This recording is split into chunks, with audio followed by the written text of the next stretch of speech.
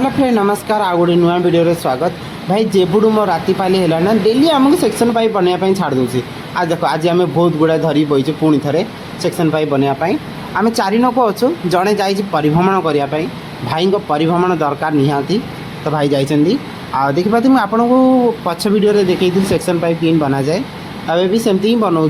कहीं एथर टी अलग से थर 8 छेरा पड़ता एथर 6 पड़ी कहीं एथर टी जो माल चलो पतला माल चलो से मोटा माल चलता से